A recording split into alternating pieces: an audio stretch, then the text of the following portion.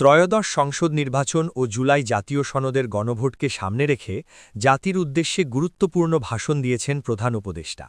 নির্বাচন ও গণভোটকে তিনি আখ্যা দিয়েছেন বাংলাদেশের গণতান্ত্রিক যাত্রার এক ঐতিহাসিক মুহূর্ত হিসেবে।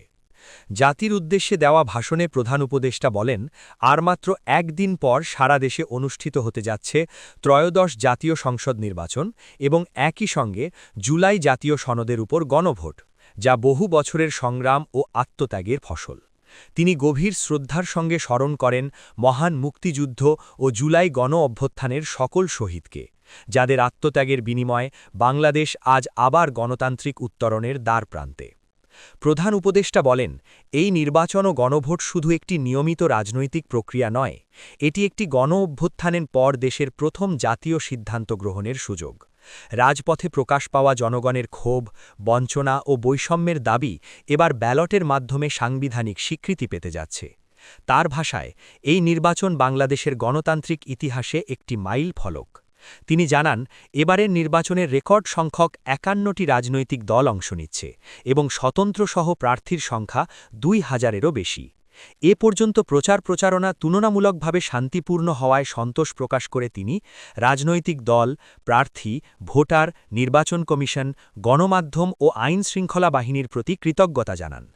একই সঙ্গে নির্বাচনী সহিংসতায় নিহতদের প্রতি গভীর শোক প্রকাশ করে বলেন, গণতন্ত্রের পথে একটি প্রাণহানিও গ্রহণযোগ্য নয়। তরুণ ও নারী ভোটারদের উদ্দেশ্যে বিশেষভাবে কথা বলেন প্রধান উপদেষ্টা। তিনি বলেন, গত ১৭ বছর ধরে ভোটাধিকার থাকা সত্ত্বেও একটি বড় প্রজন্ম ভোট দিতে পারেনি। এই নির্বাচন তাদের জন্য প্রথম সত্যিকারের রাজনৈতিক উচ্চারণ।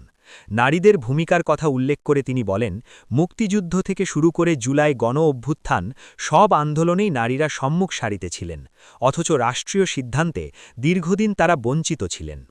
নির্বাচনে নিরাপত্তা প্রসঙ্গে প্রধান উপদেষ্টা জানান, অবাধ ও শান্তিপূর্ণ ভোট নিশ্চিত করতে সর্বোচ্চ প্রস্তুতি নেওয়া হয়েছে। রেকর্ড সংখ্যক আইনশৃঙ্খলা বাহিনী মোতায়েনের পাশাপাশি ম্যাজিস্ট্রেসি ক্ষমতা সম্পন্ন সশস্ত্র বাহিনী, CC camera, body cam, drone ও ডগ স্কোয়াড ব্যবহারের ব্যবস্থা করা হয়েছে, যাতে ভোটাররা নির্ভয়ে ভোট দিতে পারেন। তিনি বলেন, এই নির্বাচনে প্রথমবারের মতো প্রবাসী বাংলাদেশিরা ভোট দেওয়ার সুযোগ পাচ্ছেন, যা দেশের গণতন্ত্রকে আরও বিস্তৃত করেছে।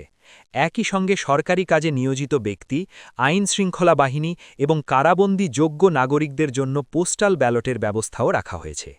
গুজব ও অপপ্রচার নিয়ে সতর্ক করে প্রধান উপদেষ্টা বলেন, একটি চিহ্নিত মহল পরিকল্পিতভাবে নির্বাচন নিয়ে বিভ্রান্তি ছড়ানোর চেষ্টা করছে। তিনি নাগরিকদের যাচাই না করে কোনো তথ্য শেয়ার না করার আহ্বান জানান এবং ৩৩৩ হটলাইনের মাধ্যমে সঠিক তথ্য নেওয়ার পরামর্শ দেন। নির্বাচনের পর অন্তর্বর্তী সরকার ক্ষমতা হস্তান্তর করবে না, এমন গুজবকে তিনি সম্পূর্ণ ভিত্তিহীন বলে আখ্যা দেন। জুলাই জাতীয় সনদ প্রসঙ্গে তিনি বলেন, এটি কোনো একটি দলের ইশতেহার নয়, বরং ৩০টিও বেশি রাজনৈতিক দলের সঙ্গে দীর্ঘ আলোচনার মাধ্যমে প্রস্তুত একটি জাতীয় ঐক্যমত্যের দলিল।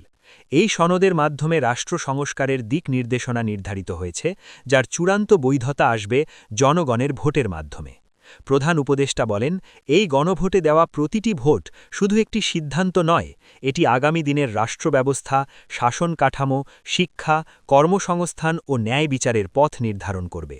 তিনি সকল নাগরিককে ভয় নয়, দায়িত্ববোধ নিয়ে ভোট কেন্দ্রে যাওয়ার আহ্বান জানান।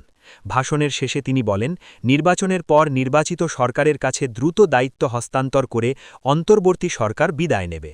ভোটের দিনটিকে নতুন বাংলাদেশের জন্মদিন হিসেবে আখ্যা দিয়ে তিনি সবাইকে উৎসব মুখর ও শান্তিপূর্ণভাবে ভোটাধিকার প্রয়োগের আহ্বান জানান।